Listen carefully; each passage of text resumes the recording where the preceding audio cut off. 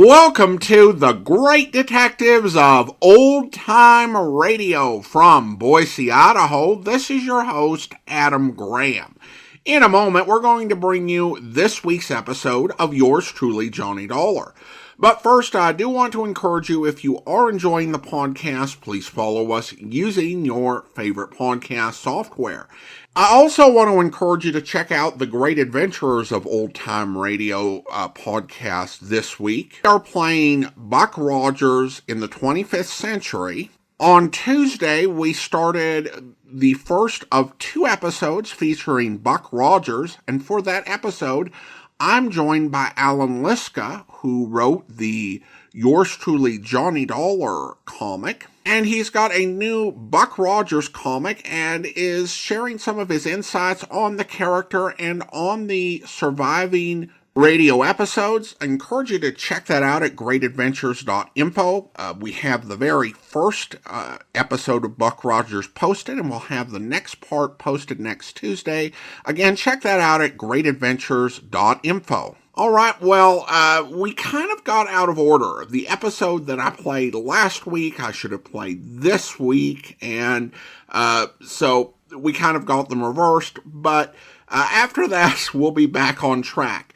Here, though, from June 22nd, 1958, is the Virtuous Mobster matter. From Hollywood, it's time now for Johnny Dollar. Hi there, Johnny. This is your old pal, Lefty. Lefty? Well, sure. You remember Lefty Stimper. Huh? You know, down here in Virtue. Virtue? V-I-R-G-U, Virtue, South Carolina. Oh, sure. Yeah, you remember. Me and the boys, we occupied this Caraway plantation down here in the PD River. Well, sure, of course. Listen, are you having trouble again with old man Caraway? Oh, no, sir, not a bit. And you know how we stopped them, me and the boys, from making trouble for us? How, Lefty? We bought them out, that's how. Yeah, we give them 100 G's for the place, cash money. Now we own a whole entire plantation. Well, good for you. But now what's your problem? Well, Johnny, we fixed this place up real nice since you've seen it. You know, we spent a lot of dough on it. So? So we want to buy a lot of new insurance on it. Oh, well then hop on over to Georgetown and see your old friend Joe Picatello about it. Old friend, huh? After all, he's your insurance agent. Yeah, is he? Well, sure, of course he is. Didn't he sell you all the other insurance you... Lefty, has something happened to Joe? Yeah, only I don't know what it is. What do you mean? Well, that's just it. I don't know. I talked to him on the phone, asked him to come out here. He says okay. But he don't come. You think somebody's knocked him off? Then I call him again. He says okay again. He'll be right over. But he still don't come. Well, have you gone over to Georgetown to see him, to see what's the matter? 5, 6, maybe even half a dozen times. But every time he ain't there. Lefty, I don't get it. That's what I'm trying to tell you. There's something wrong about it, Johnny. And if I was you, I'd come down here and find out. You know something? I think you're right.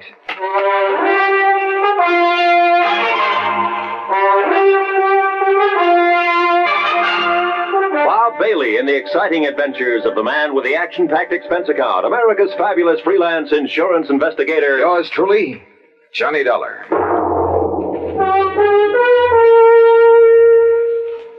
And now, Act One of yours truly, Johnny Dollar.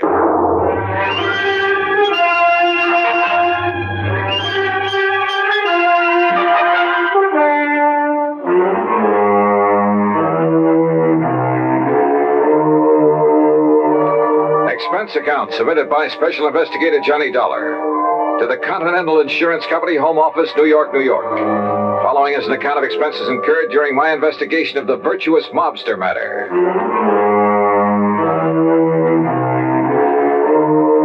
Expense account item 1, $7.85, train to New York City and taxi to the office of Continental Insurance Company.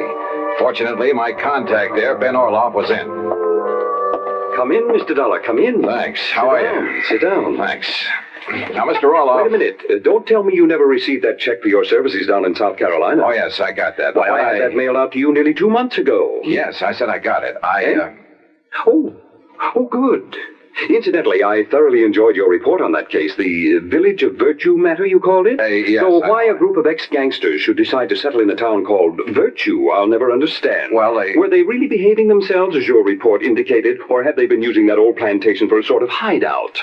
Their records have been clean down there for over 20 years now. Is that so? Well... maybe the answer to organized crime is to give all those fellows a nice, quiet plantation to live on. Yes. Though I must say that when our agent down there, Joseph Picatello... It's about Joe that I've come to talk I to. must say that I was a bit concerned when I found Joe had sold policies to characters like Lefty Stemper and Bully Magoon and Flippy Lackovich. Mr. Orloff. Why, those were the very sort of men that Thomas E. Dewey chased out of New York when he was DA some years ago. Mr. Orloff. That was before Dewey became governor, you know. So naturally, what were you going to say about Joe Picatello? Have you heard from Joe recently? No, I don't think I have, now that you mention it. Because I just Why? talked over the phone. Wait. You must understand one thing, Mr. Dollar. Oh, what's that? Our office down there in Georgetown is probably the smallest one we have in the whole country. Joe really doesn't handle much business for us, you know. Yes, I understand. I understood that when I talked to him in April. If it weren't for those mobsters over in Virtuous... Ex-mobsters, Mr. Orloff. Well, if it wasn't for them and some of the townspeople to whom we've issued policies, I'd... Mr. Dollar, has something happened to Joe Picatello? That's what I want to find out. Because now that I think about it... Excuse me. Miss Bailey? Yes, Mr. Orloff. Did you ever get a reply on the Harmon policy from Mr. Picatello in our Georgetown office? No, sir. I've written Mr. Picatello several times now. Thank you. Dollar, we wrote Joe about that Harmon matter over 4 weeks ago. Well, didn't it occur to you to phone him and find out why he hasn't answered you? But it involves such a small policy that... yes. Perhaps I'd better try to call him. Miss Bailey? Wait. Yes? Nothing. What? I said nothing. Well, Mr. Dollar? Well, Mr. Orloff, if something has happened to Joe Picatello... Well, look, instead of spreading the alarm, how about if I quietly run on down there? But have you reason to believe something wrong has happened to him? Only from what his clients down there at the plantation have told me over the phone. You think perhaps some of his old gangland enemies have got to him? After 20 years, I don't know. But if you'll okay my expense account, I'll go down there and see. Well, now, Mr. Dollar... And if you won't, I'll go down there anyway. But there's the danger, too. This might be a very dangerous... Let me hear from you as soon as you can, Mr. Dollar.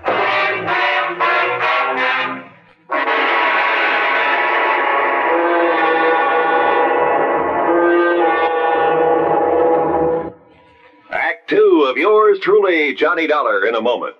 And now for another episode in the life of Sergeant Donald Bellwether, my husband.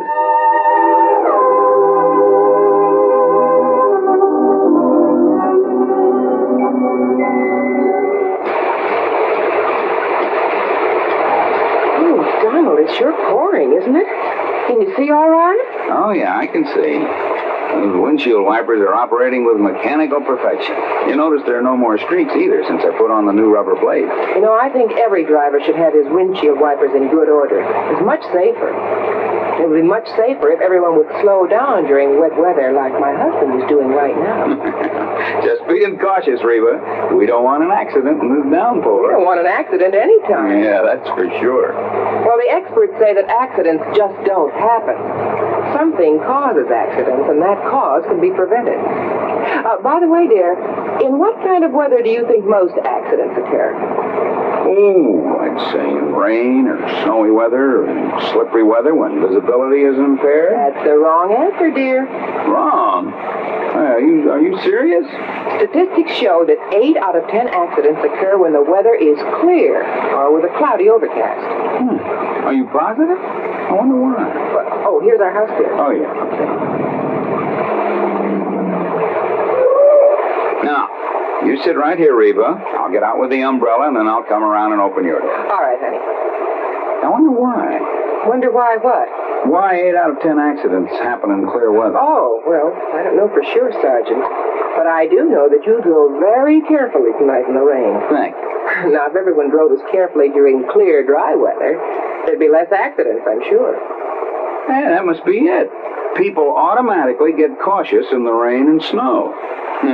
Too bad they don't stay that way in good weather. You will, won't you? I mean, drive safely in good weather, too? I promise. Oh, that's my Donald. That's my doll.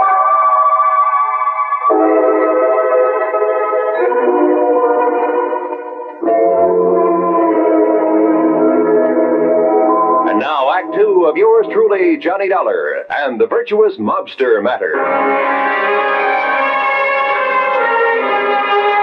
Expense account item 2, $28 even, transportation and incidentals, New York City to Georgetown, South Carolina. It was late when I pulled into the prosperous little southern community, and it was dark, pitch dark. Item 3, $50 deposit on a rental car. Item 4, 70 cents for a sandwich and a Coke at an all-night diner. Then I drove over to Joe Picatello's on a side street near the park. The small frame building that served as both office and living quarters for Joe was dark. But in the hope he might be asleep in his little apartment up above, I knocked. No answer. Until I was about to turn and go back to my car. There was the sound of a door slamming somewhere inside, but still no light showed. I knocked again. Then, faintly, I heard footsteps approaching. But why hadn't Joe turned on a light in there? Yeah? What do you want? Joe! Yeah? Joe, open up. It's Johnny Dollar. Johnny who? Johnny Dollar, insurance investigator. You know. Investigator? That's what you said? Are you kidding? What's the matter with you, pal? Open up. Yeah. Sure.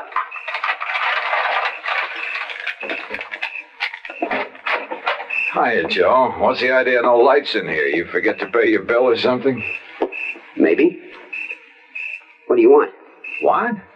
Investigator, you said, Willie. Did you hear that? Willie? Yeah, I heard. Hey, what is this? Don't move. Huh? Oh, no, you don't.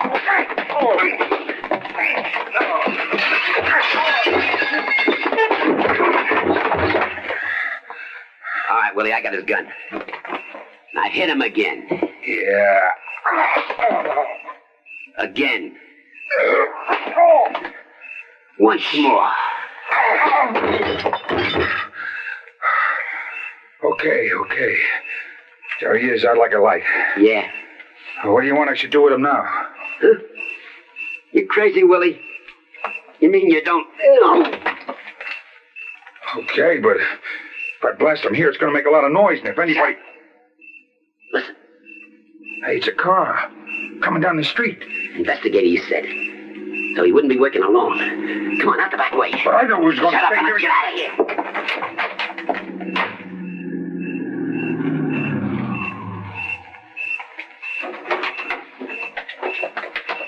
I don't see no lights on, Lefty. Well, maybe Joe's went to bed, if he's there. He didn't answer the phone when you called him. Listen, Flippy, Johnny Dollar told me I should come down here and look for Joe myself. So come on, we'll see. Oh, well, whatever you say, Lefty. Only I thought that Johnny was coming down here himself to... Huh?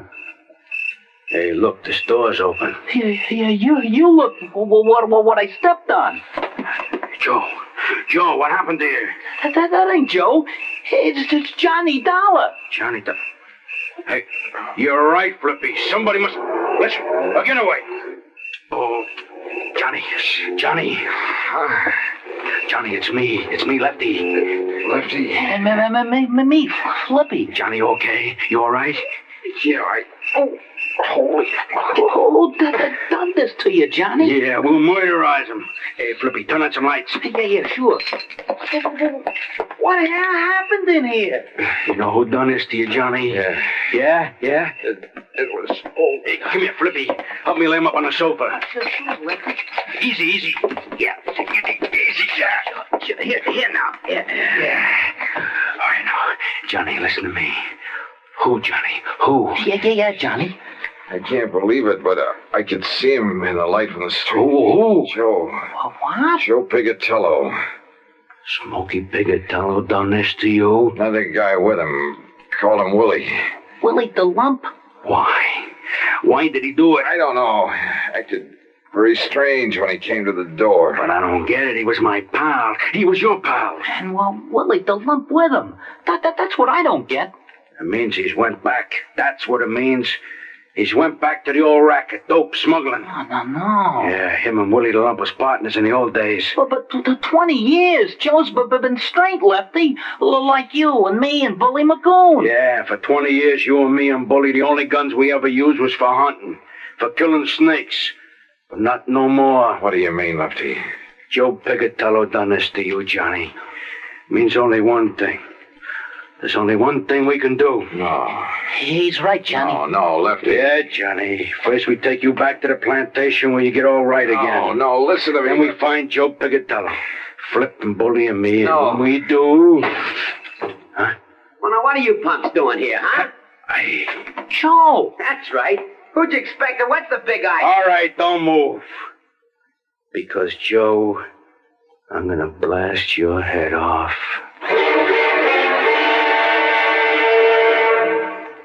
Act 3 of yours truly, Johnny Dollar, in a moment.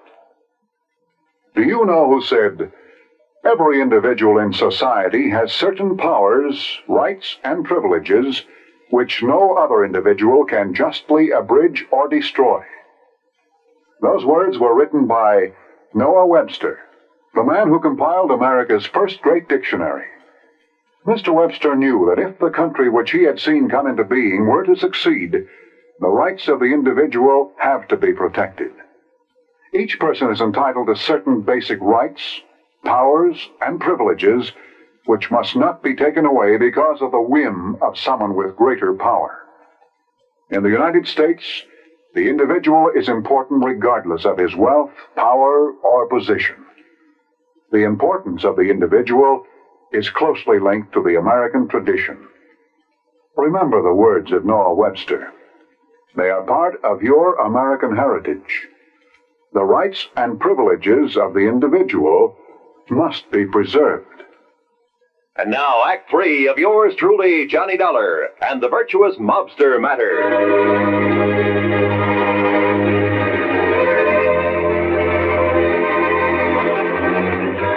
To say the atmosphere was tense there in Joe Pigatello's office in Georgetown, South Carolina, would be the understatement of the week. After the beating I'd taken from the ex-gangster and one of his pals, my old friends Lefty and Flippy had come in and found me there. And they couldn't understand why Joe had done this to me. Unless... It means he's went back, that's what it means. Went back to the rackets. Oh, Willie, the lump was with him. Him and Willie was partners in the old days. Dope, not So the two of them swore to get Joe. And then suddenly we looked up to see someone standing in the doorway. Joe! It was Joe Pigatello. That's right. Now, who'd you expect? What's the... All right, don't move.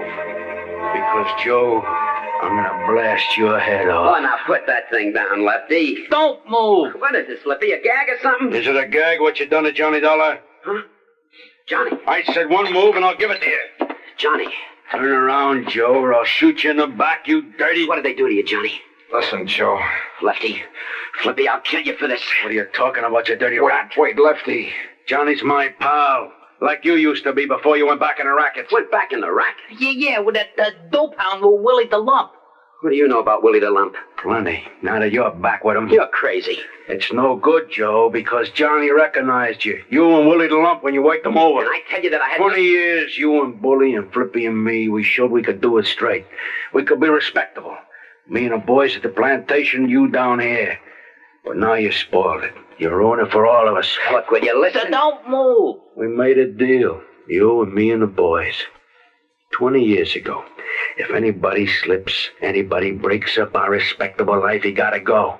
Was that the deal? Yeah, that was the deal. But you don't know what you're talking about when you say I'm going back... All right, so you lousy scum, you not only go back, you do this to Johnny Dollar. My friend, the guy who believed in us. Lefty. So for that, you gotta go. Lefty, listen. Now, Joe. Right. Lefty. Give me a gun, Lefty. No, Johnny. That was the deal. You ever use a gun on a man, you'll go up for the rest of your life. Johnny, it's for you. I'm killing him. Hand it over, Lefty. Okay, thanks. You see, it wasn't Joe who worked me over. What? I thought it was. It looked like him. It sounded like him. Then it was him. Look at his hands, his face, his clothes. Is this the man I fought with in here 5 minutes ago? Sure, maybe I did get the worst of it with two of them on top of me. But believe me, I cut them up some, too. He's right, Lefty. Yeah, but then I don't... Look, if it wasn't him... The twin. You're right, Lefty. It must be the twin. The twin here? All right, boys, let me in on it, too, will you? Shep Locko, the twin they called him. That's what the law called him. Called him and Joe the twins, because they looked like each other. They talked like each other. There was always the alibi for each other. But what's Shep Locko doing here? I can't tell you, Flippy, not yet. All right, Joe, all right. I believe you about not working over Johnny here because of what he says about you and me and mussed up. But if you and Shep are back in the racket... I'm not, Lefty. That's straight. No? All right, then tell me. Where you been? I can't tell you. 3-4 weeks now, we don't know where you are. The insurance company don't know where you are. Well? I can't tell you. Now listen. You listen. You listen. If Shep and Willie have been here, they'll be coming back. Why? Yeah, Joe, why? I can't tell you. I can't tell you. All right. Listen. We're listening, Joe. The Secret Service. Huh? Well, after those killings up in Baltimore. During that smuggling job? Yeah, Johnny. They knew the twins, Shep Locko and Willie. Well, the boys in Washington knew they did it. But they didn't know where to find them. Well, go on, Joe. So they spread the word. The Secret Service spread the word. That I knew where Shep and Willie were. That I would lead them to them. You knew where they was, huh? No, but the law boys knew that'd flush them out. Get Shep and Willie out looking for me, gunning for me. And the Secret Service didn't keep you undercover? Yeah, until today, back in Washington. But I talked to you on your phone right here. Oh, the line was rigged through to Washington. You said until today, Joe. Yeah, because Shep and Willie didn't show. The law boys had to make them show. So then they sent you here as living bait? Yeah. And they passed the word that you'd be here? That's it, Johnny. That's why Shep and Willie were waiting here when you came. That's why they'll come back now that I'm here. Boy, if you stuck your neck out for the sake of going straight. I couldn't help myself. The Secret Service rigged it on me. Guy named Phillips. But now you're all in it. So, Flippy, turn out the lights. Yeah, let's get out of here. No. What? Oh, listen, we was crooks, but never killers. But it's killers that's coming to get Joe. What do you mean, Lefty? But they won't. And they won't get you, Johnny. Sorry, Lefty, I can't move. Well, then we're staying. For you and Joe. Yeah, right. So turn out the lights, Flippy. You're too late, boys. Shep. The twin. That's right. Your old pal, Shep Locko. Keep a rat on him, Willie. Don't worry, Shep. Investigator, huh, Dollar? Only a Secret Service, ain't it? Is it? I knew we should have killed you when we had you, Dollar. But we thought these boys driving up was reinforcements. Reinforcements. We should have known the Secret Service wasn't that bright. All right, Willie, frisk him while I keep this gun on him. Sure. Don't none of you try to... Not Dollar, we got his gun. Oh, okay. Just what do you intend doing, Shep? They're clean, Shep. What do you think? All right, Joe gets it first. Put your gun up close so it don't make no noise. Go ahead, Willie. Yeah.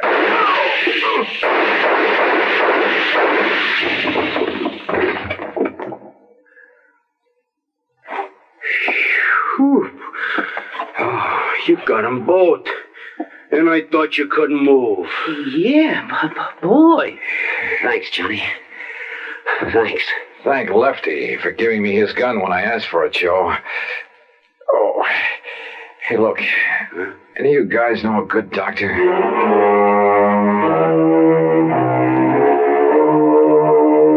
Yeah, I've said it before and I say it again. In this insurance business, you never know what you'll run into. Expense account total, including a flock of medical expenses and the trip back to Hartford, $174 even. Yours truly, Johnny Dollar.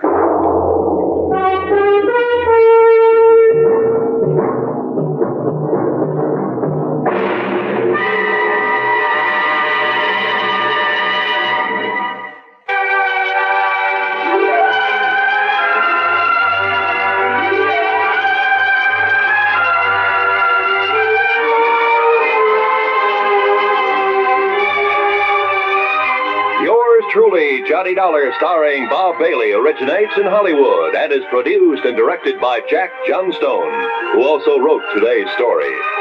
Heard in our cast were Jeanne Tatum, Jack Kruschen, Les Tremayne, Billy Halop, Frank Gerstle, and Gil Stratton, Jr. Be sure to join us next week, same time and station, for another exciting story of yours truly, Johnny Dollar. This is Roy Rowan speaking.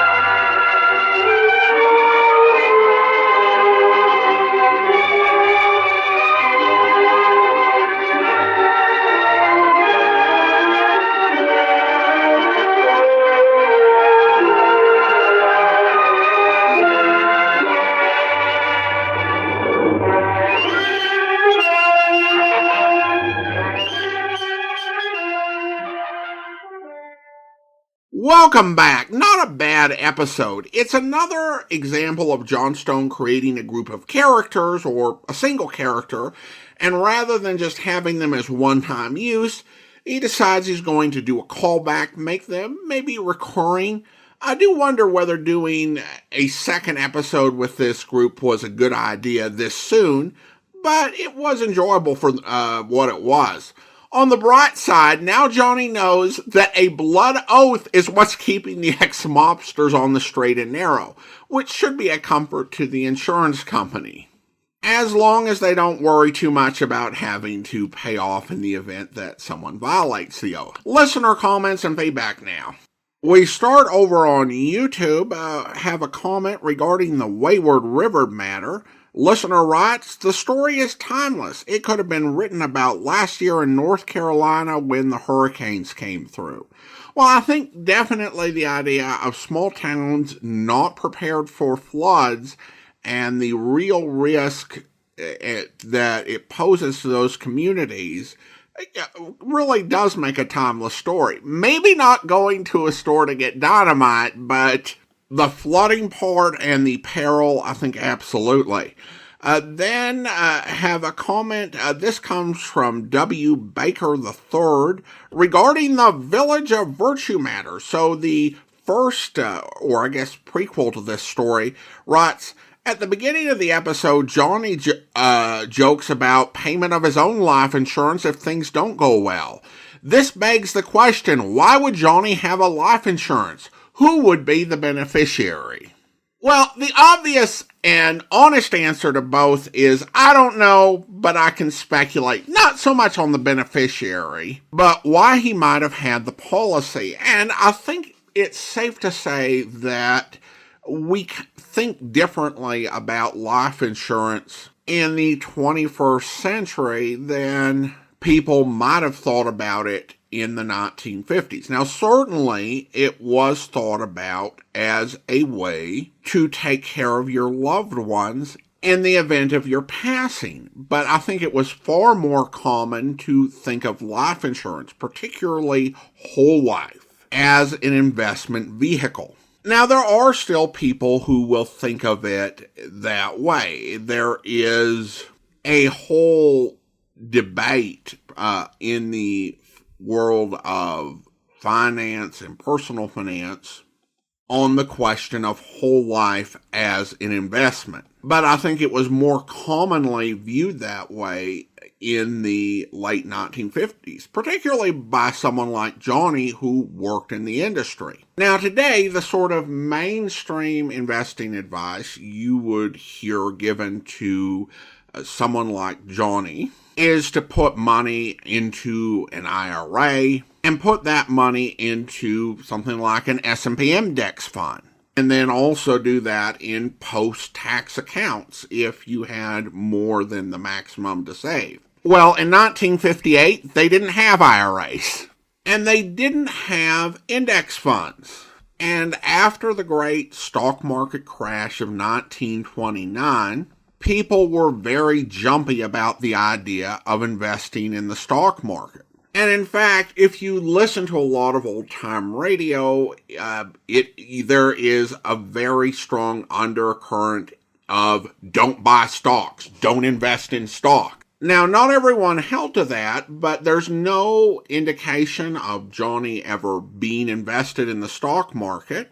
But he also has relatively low expenses beyond his apartment rent and things he actually ends up paying for himself. And given Johnny's connections in the insurance industry, he probably could have gotten a policy at a discount. So he probably viewed the life insurance policy as an investment, and it had benefits that he would have liked. There were some tax benefits, cash value of the policy built up over time, and if Johnny ever ran into a tight spot, he could borrow against that cash value.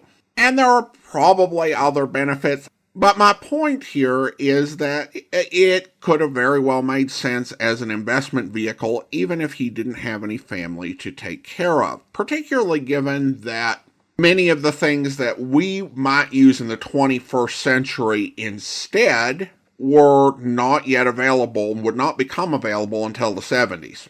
Well, now it's time to thank our Patreon supporter of the day, and I want to go ahead and thank Carissa, Patreon supporter since March of 2024, currently supporting the podcast at the Shamus level of $4 or more per month.